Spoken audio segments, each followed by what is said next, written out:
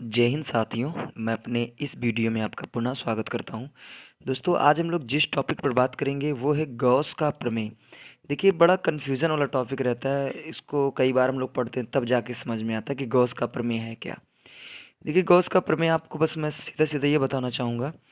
इन्होंने अपने प्रमेय में बताया क्या था? इन्होंने अपने प्रमेय में ये बताया था कि किसी बंद पृष्ठ से गुजरने वाले कुल फ्लक्स का मान आवेश के 1/ε0 गुना होता है। अब इसका मतलब क्या होता है समझिए। तो इन्होंने एक शब्द बोला है बंद पृष्ठ, यानी बंद पृष्ठ से गुजरने वाले कुल फ्लक्स का मान। बंद पृष्ठ का मतलब होता है बच्चों 3D सरफेस। 3D सरफेस का मतलब आप मोटा मोटा ये समझ सकते हैं कि ऐसा ऐसा सरफेस या ऐसी संरचना जिसमें तीन चीज़ पता हो: लंबाई, चौड़ाई, ऊंचाई और मोटाई। सॉरी, मोटाई नहीं, लंबाई, चौड़ाई और ऊंचाई। तीन चीज़ें अगर उसमें पता है तो उसी को हम लोग बोलते हैं 3D सरफेस।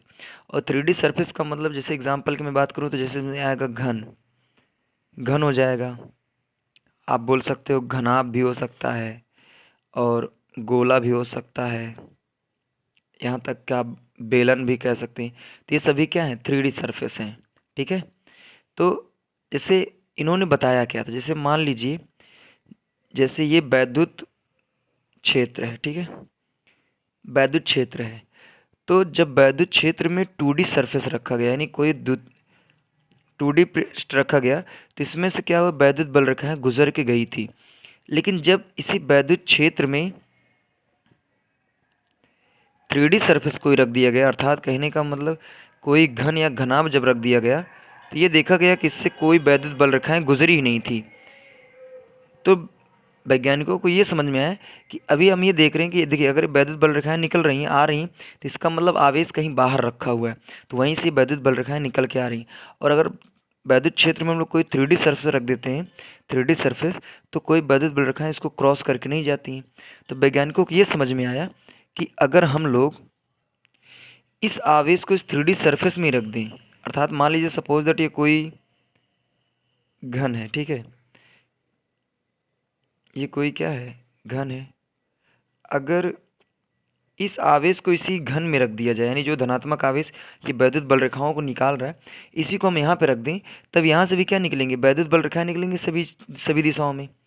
तो ये कहा गया कि अब बताइए, अगर जब ये 3D सरफेस को वैद्युत क्षेत्र में रखा गया तो कोई वैद्युत बल रेखाएं नहीं गुजर रही थी, लेकिन अगर इसी आवेश को मैं इसके अंदर रख दूंगा तब कोई वैद्युत बल रेखाएं गुजरेंगी कि नहीं?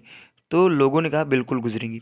तो पूछा गया कि कितनी वैद्युत बल रेखाएं निकलेंगी, तो गॉस ने यही कहा कि जितना आवेश का मान होगा उसमें यदि हम लोग एप्सिलॉन नॉट का भाग कर देंगे तो उतनी वैद्युत बल रेखाएं यहाँ से गुजरेंगी।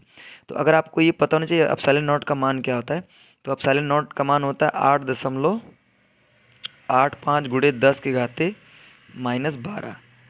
ठीक है, ये ध्यान देना है। तो ये एप्सिलॉन नॉट का मान होता है, तो इसी में हम रख देते हैं, तो जो आवेश का मान रहेगा तो माना जाएगा उतनी वैद्युत बल रेखाएं यहाँ से गुजर रही हैं। तो ये मेन मकसद था गॉस का प्रमेय। तो गॉस अपने प्रमेय में यही बताए थे कि किसी बंद पृष्ठ का मतलब होता है 3D सरफेस। एग्जाम्पल में घन, घनाभ, गोला, बेलन। तो किसी बंद पृष्ठ से गुजरने वाले कुल फ्लक्स का मान आवेश के मान का 1/ε0 गुना होता है। कहने का मतलब आवेश का मान क्यों है, और इसका 1/ε0 गुना होता है आवेश का मान, सॉरी फ्लक्स का मान होता है, गुजरने वाले कुल फ्लक्स का मान ना। तो देखिए, जब इसका आप मल्टीप्लाई करेंगे तो Q/ε0 ही तो होगा ना। तो ये है, ये गॉस का प्रमेय है। अब इसको कैसे प्रूव करते हैं, आइए इसको समझते हैं। ये तो गॉस का प्रमेय था, इन्होंने अपने प्रमेय में यही बताया था कि किसी बंद पृष्ठ से गुजरने वाले कुल फ्लक्स का मान उसमें उपस्थित आवेश का 1/ε0 गुना होता है, या फिर कह सकते हैं आवेश में अगर हम ε0 का डिवाइड कर देंगे तो उतना फ्लक्स इस बंद पृष्ठ से गुजरेगा। अब आइए इसका डेरिवेशन करते हैं, निगमन करते हैं, तो ये कैसे आएगा 1/Q/ε0। तो मान लीजिए यहाँ पे हम डेरिवेशन करने के लिए क्या करेंगे, एक गोले का यूज करेंगे। गोला ले लिया और इसके केंद्र में एक धनात्मक आवेश रख दिया। ठीक है, अब इस धनात्मक आवेश की वजह से यहाँ से क्या निकलेंगी? यहाँ से निकलेंगी वैद्युत बल रेखाएं, यानी कहने का मतलब सभी दिशाओं में वैद्युत बल रेखाएं निकलेंगी।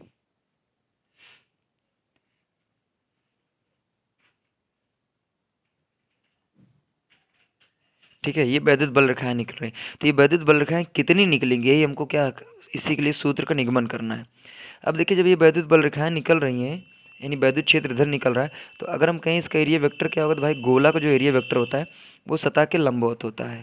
तो ये सतह के क्या हो गया, ये हम मान लिए ये इलेक्ट्रिक फील्ड है, ये क्या है, इलेक्ट्रिक फील्ड है, वैद्युत क्षेत्र है या वैद्युत बल रेखाएं कह दीजिए। अगर हम बात करें एरिया वेक्टर, तो ये है इसका एरिया वेक्टर, ये जो छोटी छोटी लाइनें ये क्या है, एरिया वेक्टर है। ठीक है, ऐसे सभी में बनेगा लगभग। तो हम ये देख पा रहे हैं, हम जानते हैं कि विद्युत फ्लक्स का एक फार्मूला होता है, फाई ई बराबर होता है ई ए कॉस थीटा, ये होता है, हम जानते हैं।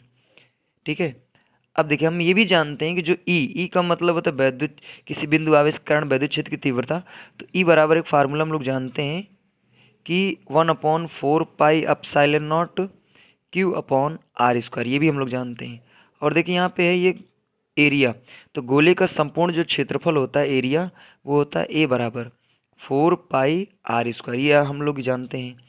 अब देखिए यहाँ पे थीटा, थीटा का मतलब होता है कि वैद्युत बल रेखाएं वैद्युत क्षेत्र और एरिया वेक्टर के बीच बना कोण। तो देखिए जब दोनों एक ही दिशा में होते हैं तो उनके बीच जो कोण बनता है वो 0 डिग्री का होता है। तो यहाँ पर हम कह सकते हैं कि थीटा का मान कितना है, 0 डिग्री है। तो देखिए अब क्या करेंगे, सभी को हम लोग यहीं पर रख देंगे। तो यहाँ हो जाएगा फाई ई बराबर हो जाएगा, ई के स्थान पर लिखेंगे 1/4 pi epsilon naught into Q upon R square into, देखिए एक स्थान पर हम जानते हैं गोले के संपूर्ण पृष्ठ का क्षेत्रफल होता है 4 pi r square into cos, theta के स्थान पर लिख देंगे 0 डिग्री। और आपको पता होना चाहिए कॉस 0 अंश का मान होता है 1, तो यहाँ रखेंगे 1। और देखिए 4 पाई से 4 पाई कैंसिल हो जाएगा, आर स्क्वायर से आर स्क्वायर कैंसिल हो जाएगा। तो यहाँ मैं कह सकता हूँ कि फाई बराबर क्या हो जाएगा, इधर बचेगा क्यू और यहाँ बचेगा एप्सिलॉन नॉट। तो यहाँ से इसके सूत्र का निगमन होता है। तो उम्मीद करूँगा दोस्तों ये डेरिवेशन आपको समझ में आया होगा। देखिए इसमें समझना क्या है, कुल मिला के हमको क्यू अपॉन एप्सिलॉन नॉट लाना है। तो ये मान लिया हमने गोला, इसमें कोई धन आवेश रख दिया और यहाँ से वैद्युत बल रेखाएं सभी दिशाओं में निकलेंगी, और अगर अब इसका एरिया वेक्टर निकालेंगे तो इसी दिशा में होगा, लंबवत। तो यहाँ पर हम जानते हैं कि हम लोग वैद्युत फ्लक्स का फार्मूला पढ़ रखा है, फाई ई बराबर होता है ई ए कॉस थीटा, और ई का मतलब होता है वैद्युत क्षेत्र। तो वैद्युत क्षेत्र की तीव्रता का हम जानते हैं फार्मूला होता है 1/4 pi epsilon naught Q upon R square, और ये गोले का संपूर्ण पृष्ठ का क्षेत्रफल होता है 4 पाई आर स्क्वायर। और यहाँ पे थीटा का मतलब होता है वैद्युत क्षेत्र की दिशा और एरिया वेक्टर के बीच बना कोण। यहाँ 0 डिग्री क्योंकि एक ही दिशा में होंगे। तो अब सभी को हम उठा के मान लीजिए, जिसको हम समीकरण 1 मान सकते हैं, तो सभी को उठा के समीकरण 1 में रख दीजिएगा और अंत में काट दीजिएगा, तो आपका ये फाइनली यही आएगा। तो इसी को हम लोग बोलते हैं दोस्तों गॉस का प्रमेय, और ये गॉस के प्रमेय का निगमन हुआ। तो ये वीडियो आपके लिए काफ़ी हेल्पफुल रहा होगा, ऐसा मैं उम्मीद करता हूँ। तो इसी तरह दोस्तों हम लोग आगे मिलेंगे नेक्स्ट वीडियो में, तब तक के लिए जय हिंद, वंदे मातरम।